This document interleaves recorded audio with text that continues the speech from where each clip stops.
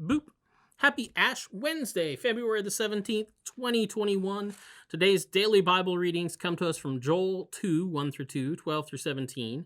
Or you could have read Isaiah 58, 1 through 12, Psalm 51, 1 through 17, 2 Corinthians 5, 20 through 6:10. And then Matthew 6, 1 through 6, and then 16 through 21. And I'm going to take a look at the section from Matthew and going to talk about the piety of Lent, right? So there are acts of piety that we work out in public, because they're kind of, works of mercy and works of charity that are done, to direct towards other people. And there are acts of worship that we do, as part of this life of piety that we're called to. But the piety of Lent is not of that sort. The piety of Lent really tends to be self-directed, concerned, right? But not in a bad way. So it's about the self, but it's not in the way that you might think, right? So the piety of Lent and piety in general, pious acts, they require, as John Wesley says, a purity of intention, right? And that's really is about the piety of Lent. And so the piety of Lent and true piety in general isn't about you, even though we are focusing on ourselves during the season.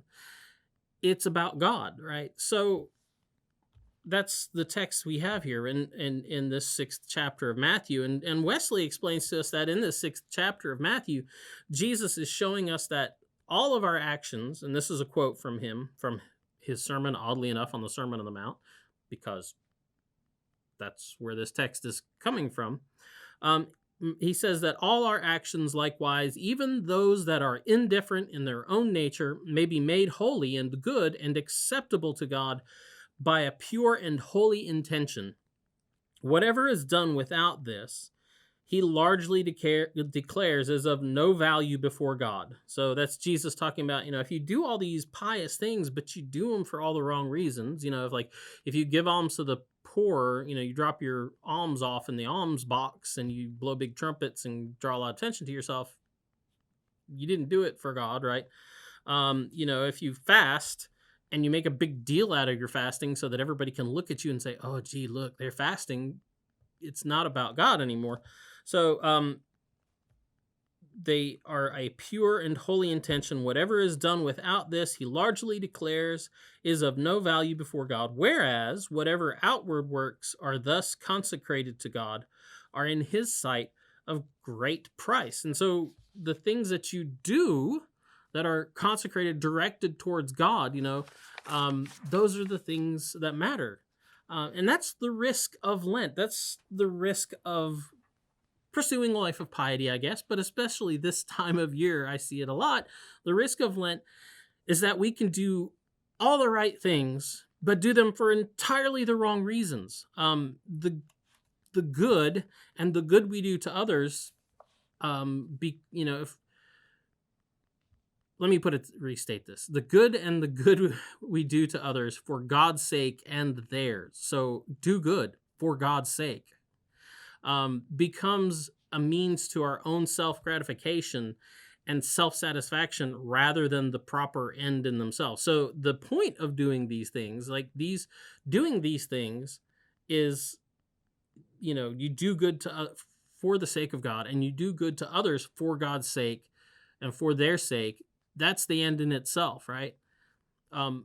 If you're doing those and those things simply become a means so you can literally, as Jesus says, blow your own horn, then you've missed the point. You've missed the boat. It's like the person who, they give food to the poor, or they go out and they do these, amazing showy things to comfort the afflicted, but, they make darn sure that they've called the news crew ahead of time and the news crew is there to cover it. And they won't actually do what they're going to do until the news crew is there to, record it and put it out on the primetime news, or especially in this day of social media, it seems that there's no pious act that goes unlive streamed, right?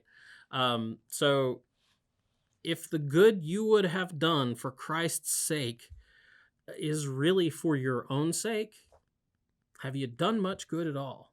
That's really the question. That's the risk of Lent. But there's a great hope in Lent, too.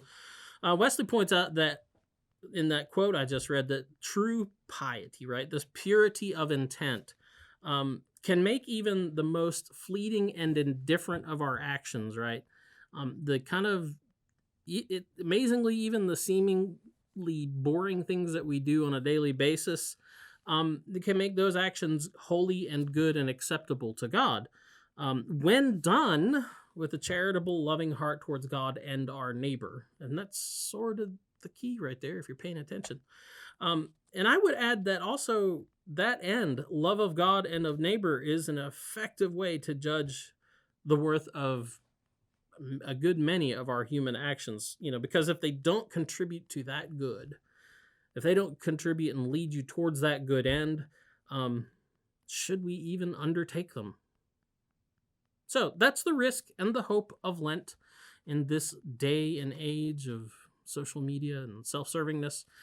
So anyway, that's the DBR for today. We'll be back tomorrow. Go out, have a good day, get some ashes on your head if you can, and we'll talk to you later.